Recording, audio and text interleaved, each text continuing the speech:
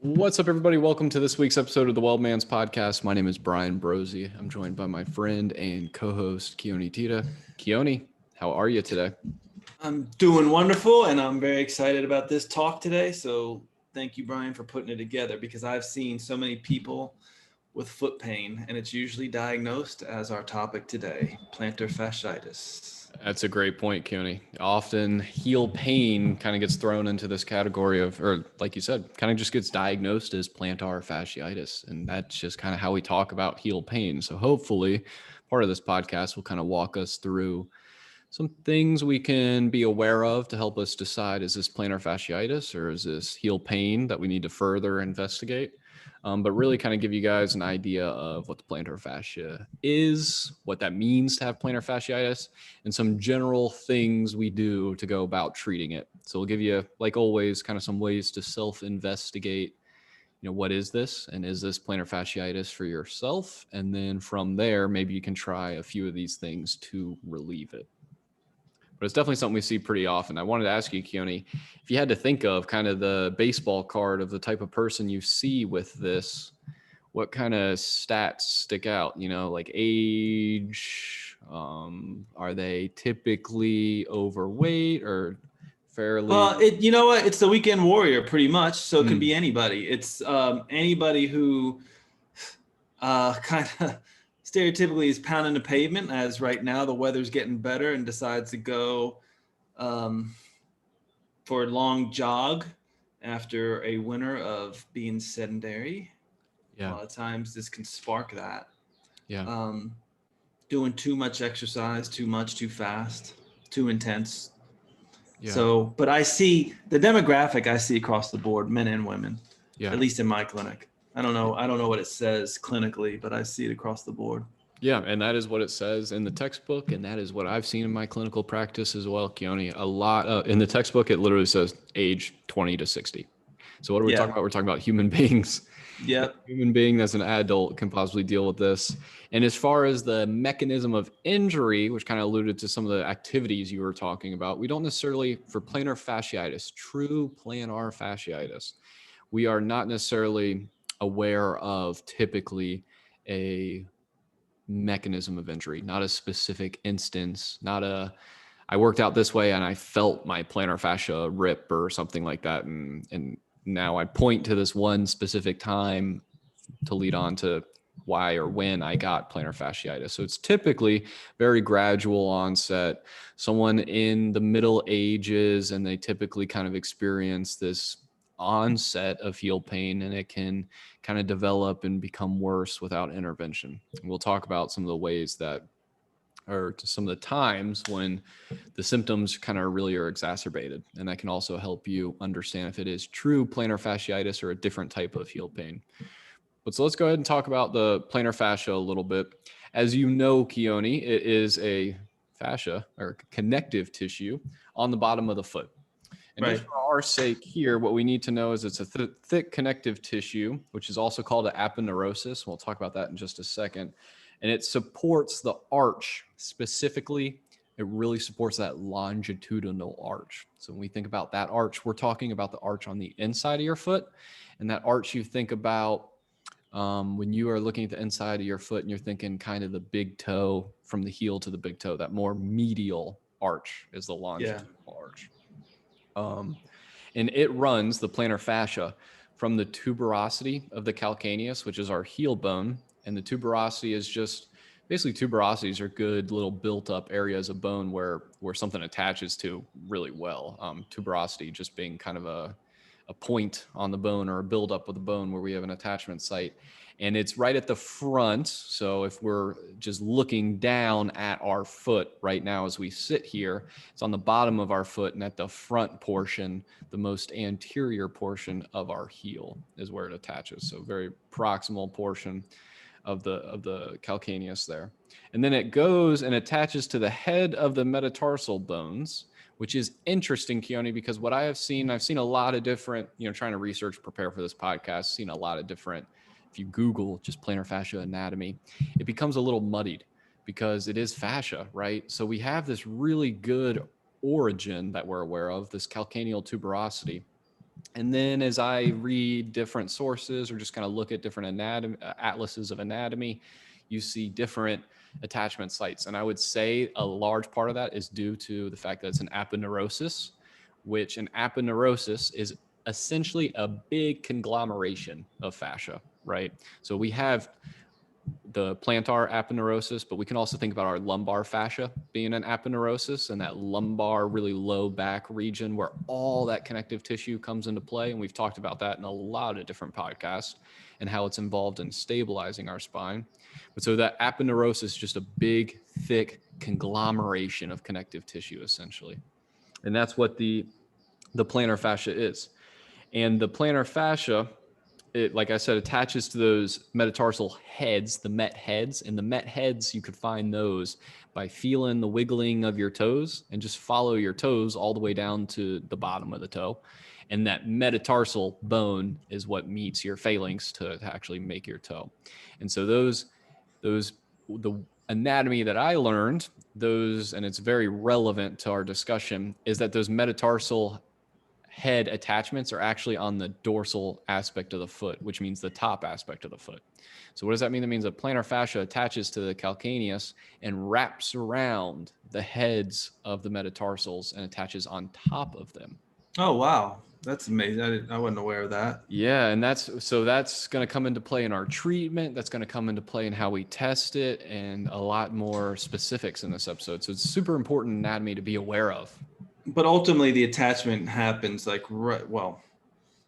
goes up under those metatarsals at the ball of the foot and then up to the top of the foot, right? That's where it's going to wrap around and then attach to the top of the foot, like you're saying. Yep. Okay. And the reasoning for that, Keoni, is it's called the Windlass Mechanism, which we're going to talk about a little bit later, but it helps create that rigidness of your foot. So if you think about that plantar fascia getting taut, you can imagine that your foot now has become a rigid lever for propulsion, which is what we need. And that's why it wraps around that way. It would kind of compress all the joints of the midfoot and give you a nice rigid foot to push off of. Yeah, now that you explain it, doesn't make any sense that it would attach at the base. At the base, yeah. You would just fold up. Right. Yeah.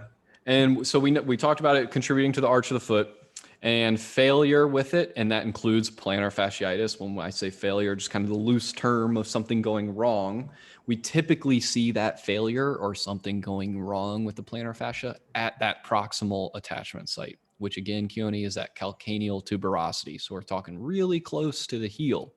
And this is typically where patients will report their pain, kind of right along the heel.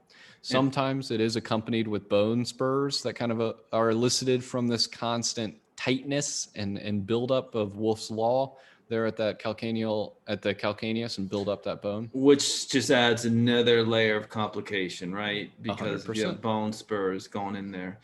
By the way, for people, I'm sure people know this, but the plantar fasciitis, though, that the suffix on that word fasciitis just means inflammation. Yeah. So you just have inflamed bottom of the foot, so to speak. Yep. And when they look at plantar fasciitis under imaging, they see a increase in vascularization. So it sounds a lot like inflammation. Yep. So that's kind of our overall important tips of the plantar fascia. We know it is fascia. It is connective tissue. It is very sturdy, strong. It falls into that aponeurosis category. And then it attaches at the base of our heel and wraps around and attaches to our metatarsal heads. And it really helps create that stability and support of your longitudinal, the arch that runs with your toes essentially in that direction, helps hold and support that. So when I say this windlass mechanism, we talked about it being super important and relevant to the anatomy. It's going to be really important for how we stretch, test, and everything plantar fasciitis. So let's get right into it.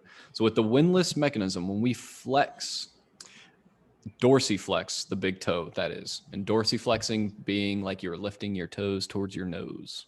Yeah. So when we dorsiflex the big toe, this increases the tension of the plantar fascia.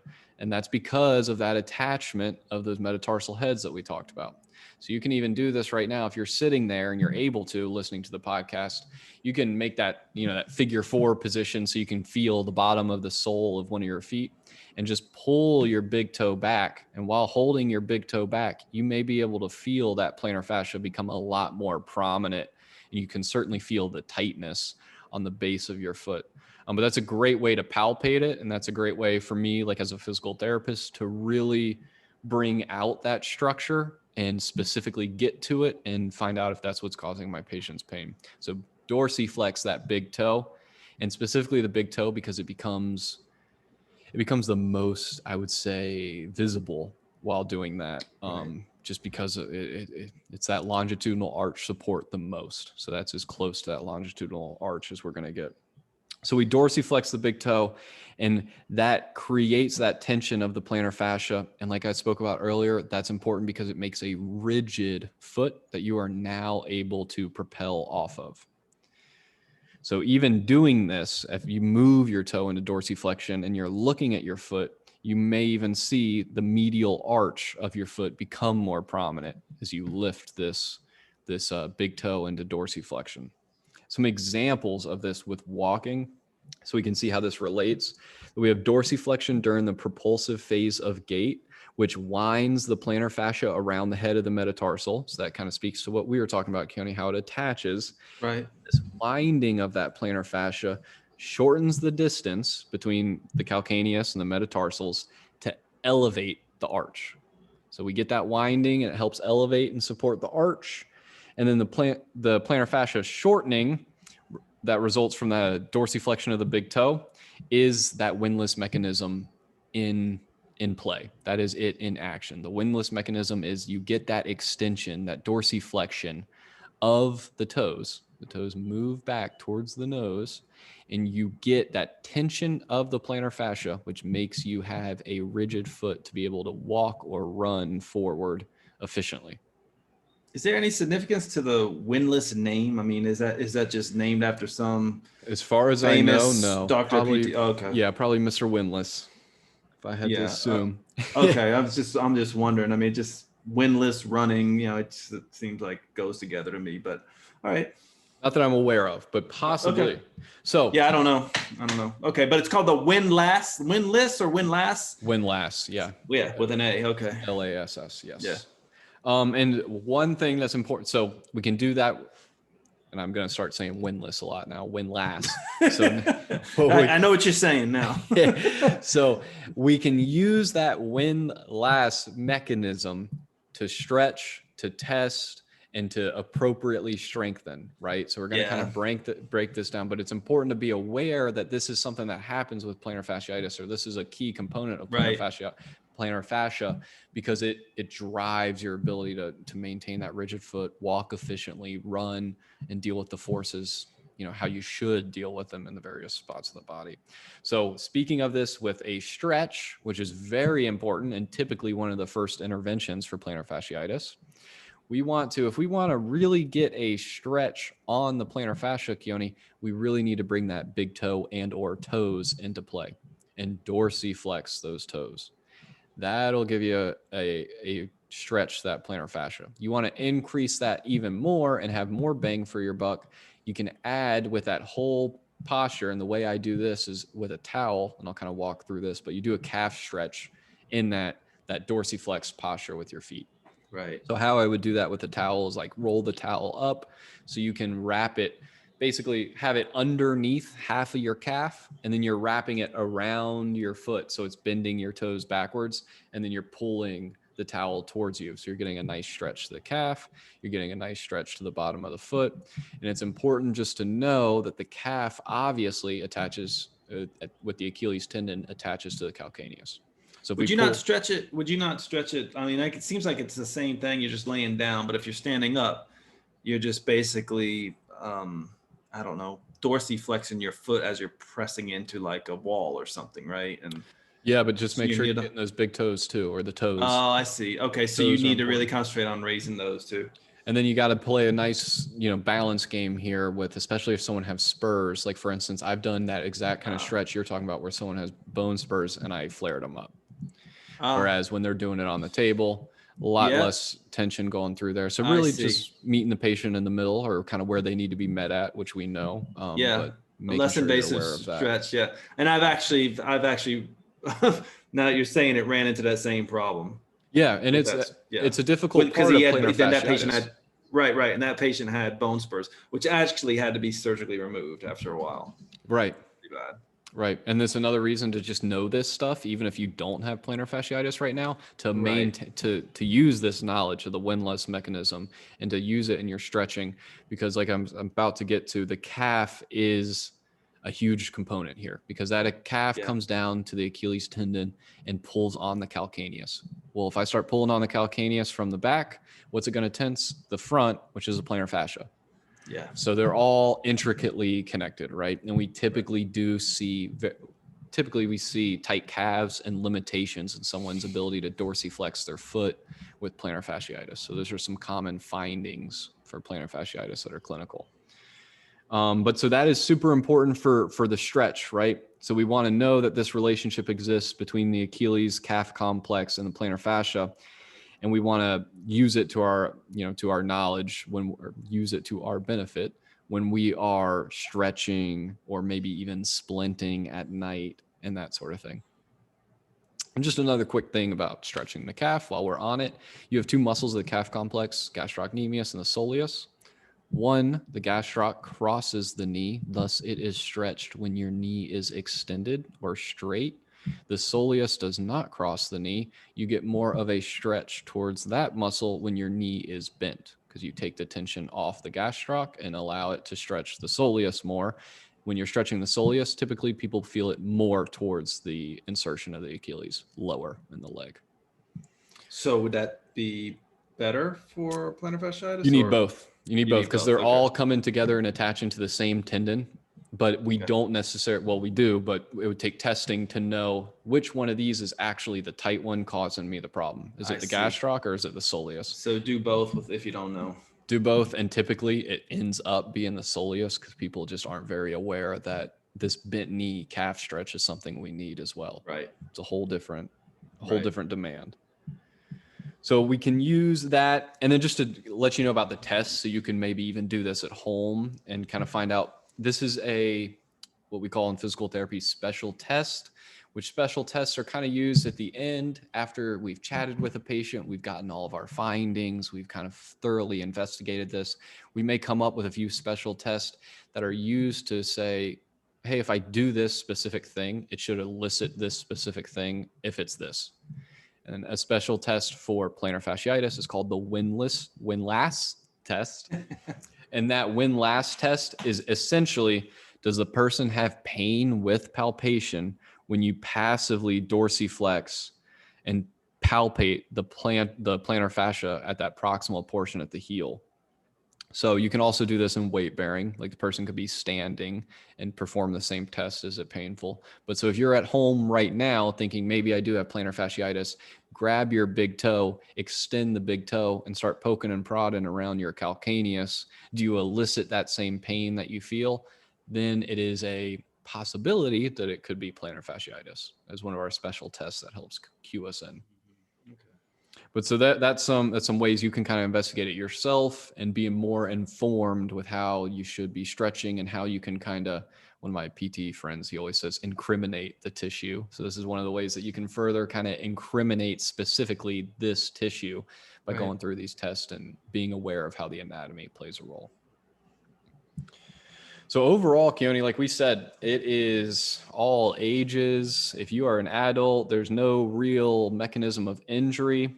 But here, that's really interesting, Brian. So we don't know. Like some people just get it. They can't think of any cause that with onset, but others, at least in my clinic, there was, at least they were like, one person in particular tried to jump rope for like 2 or 3 minutes straight.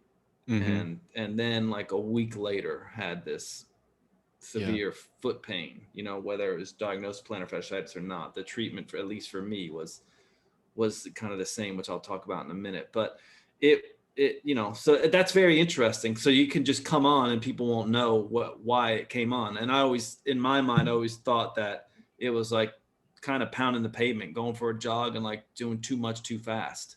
Yeah. And then that is certainly an option. It certainly can start that way, but we typically, when we think plantar fasciitis, are thinking more chronic, this slowly develops. So I can really think of how that pound in the pavement or the person jumping rope specifically could aggravate the plantar fascia, especially make it come to light or something. Yeah, exactly. Especially thinking about if they were landing on their toes. Think about how much dorsiflexion of the foot or of the toes, and then you're getting that constant, real intense stretch by kind of stretching out that windlass mechanism with that pounding. So it could definitely be that. But what I've seen more common than not is like the 50-year-old lady or the 50-year-old man who's been standing barefoot on the kitchen for the last like 10 months. That's a little bit more of what I've seen clinically. I see. Certainly seen them all, the kind of more acute cases and more chronic cases, but typically we see a little bit more of that slow, gradual onset. But while we may not necessarily point to very specific mechanisms of injury, we definitely know some possible things that exacerbate or can cause the problem. Obviously, we think of like obesity, being overweight, putting a lot of stress on that plantar fascia.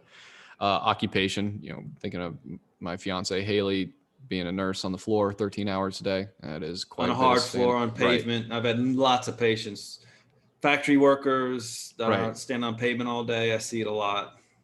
Absolutely. And then high or low arches. And what does that speak to? It kind of speaks to that Goldilocks position for our anatomy, right? We don't want too much or too little stress going to certain areas when certain areas are built for the proper levels of stress. And if we start taking those areas and moving them elsewhere or moving the stress elsewhere, we don't necessarily get the best response and we can possibly set ourselves up for injury.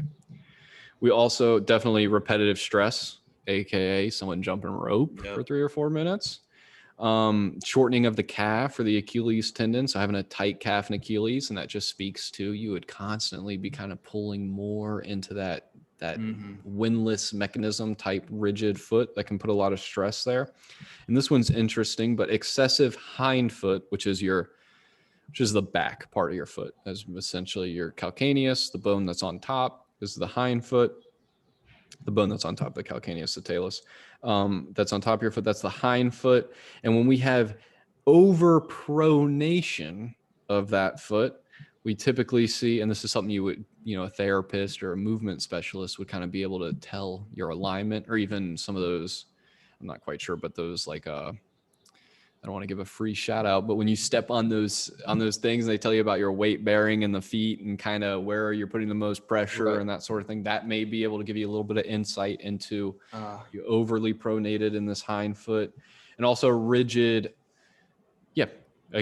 Again, just really speaks to the middle, not too rigid, not too loose within the foot and the hind foot, primarily where the calcaneus is and that plantar fascia is attaching to. So if you're overly pronated, right, would that mean that possibly you're putting more pressure on the lateral side of your foot? So if you would be overpronated, you are more than likely putting pressure more so on the medial side of your foot. Got it. Okay, got it. I'm getting my supination and pronation wrong. Okay. And the foot's funny. The foot's where it takes a lot of extra effort to get the supination and pronation down, because there's actually 3 types of motion at the foot. So if you're overpronated, more you're kind of walking on the medial side of your foot. Yeah, the inside of your foot. Right. And then there's an interesting phenomenon. I kind of got to try it right now just to remember, to make sure I've got it. When you, don't want to say it incorrectly, but when you pronate your foot, Keoni, and if you're sitting, you can do this as well, where you're trying to like push your heel into the foot or into the medial portion. You're trying to kind of make your foot flat with this pronation, essentially. You can feel that your foot becomes a little bit more loose within the middle, kind of those middle joints. Then if you do the opposite, you invert your foot, start putting a lot of pressure on the lateral aspect, you may feel that your foot becomes a little bit more rigid in the middle. So what's interesting is as you go walking or running, you move from pronation to this pronation, supination, pronation to this more inverted foot posture. And that plays a role in when you step down, you're more pronated, and thus your foot is able to conform to the ground. You move through that stance phase, go into more inversion, your foot becomes more rigid, and now you're able to push off. There's just all these motions are very important in play in a certain way to keep our foot operating how it should. Yeah. That was just a little side on Yeah, and it seems, and you're pronation. able to push off because you're You're rigid. that fascia. You become rigid. It has more energy in there to kind of spring you along, right? Yes, Yeah. exactly. Exactly. Um, and so we know all those things can be exacerbating or possible causes. But it's generally, like you mentioned, Keoni, we can have some MOI or mechanism of injury and a textbook type way of learning about plantar fasciitis. Generally, there's no adverse event, but I can definitely see like the jump rope. That's a great example of, Yeah. the it's in there in the history. It's just not, they were jumping and all of a sudden they heard their rip, their plantar fascia rip like an ACL tear, and it's much more acute situation.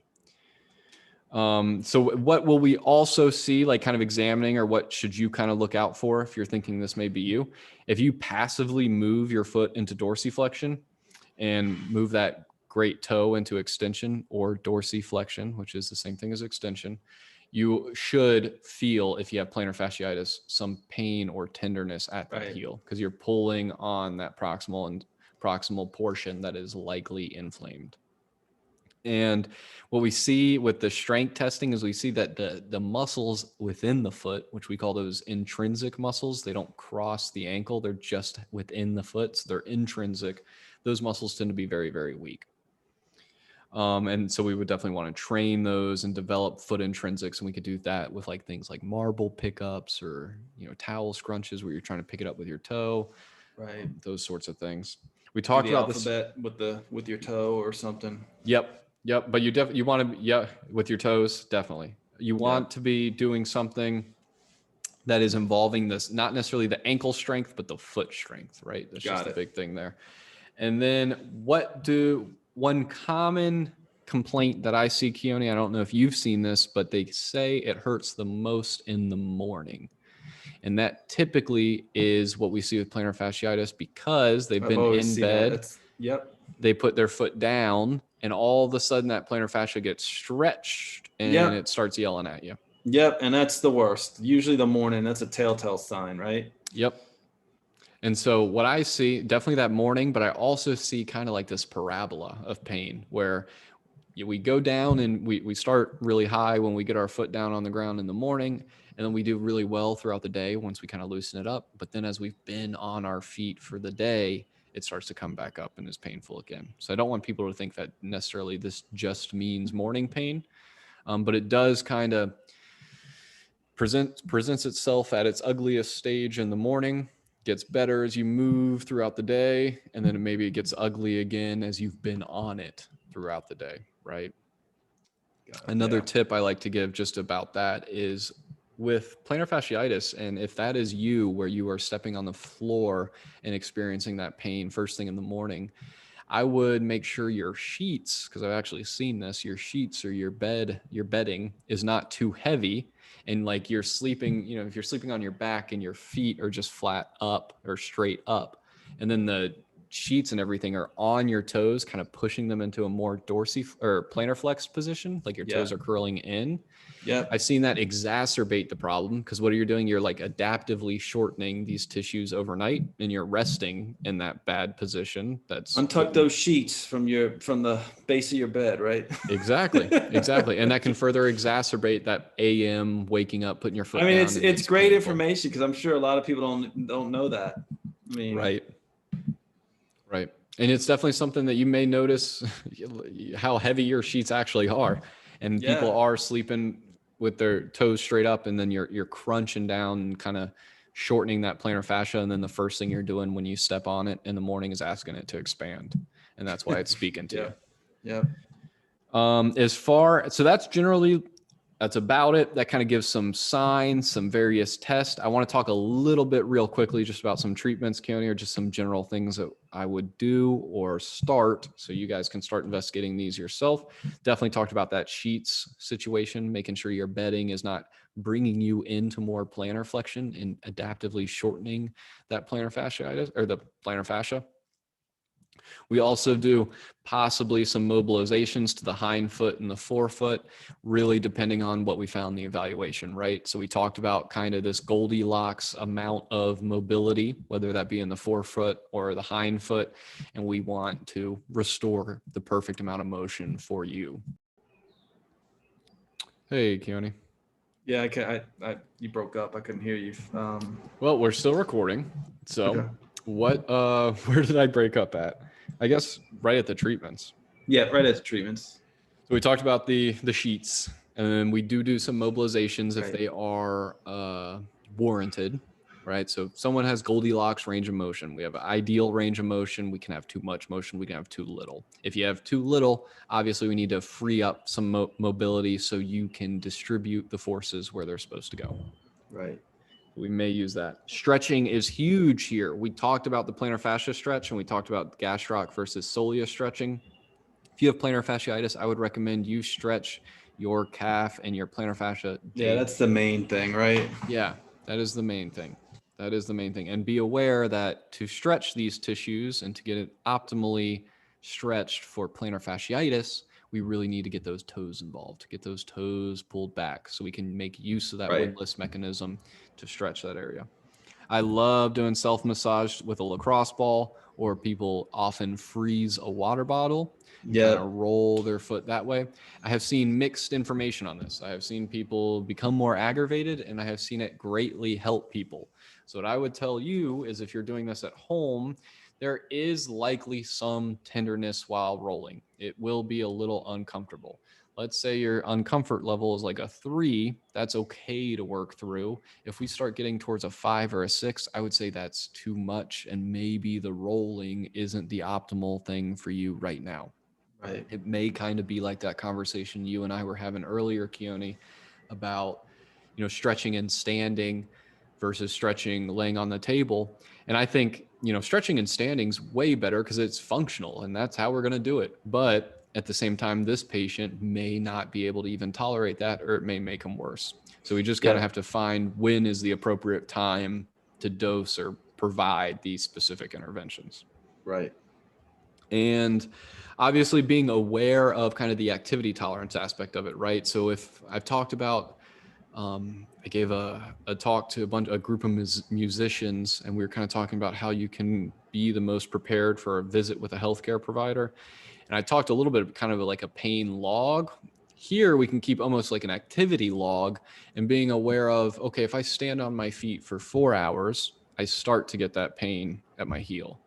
And then we can kind of dose our activity to where it's only 3 hours, and then we take a break, and then we get 3 hours, and just be a little bit more mindful of how we're going about our routine to give our feet a little bit of a break. And it goes without saying, if you're, like I said, my fiance, on the floor 13, 14 hours, wearing appropriate footwear, having some cushion to the shoe. That's a big deal. A lot of people forget about that. Absolutely. It's like any shoe would do, and that's not true. Absolutely. And so if you have plantar fasciitis, I have seen people go from, I no longer walk in my home barefooted and only walk in my home with my tennis shoes. So it can have that much of a profound effect on how much of a difference the footwear can make. And then certainly, depending on your situation, if you have bone spurs or not, maybe getting different types of offloading shoes or different types of cups that fit in the back there that kind of distribute the forces more appropriately or more optimally for you. And last but not least, Keoni, I would be remiss if I didn't mention your hip strength.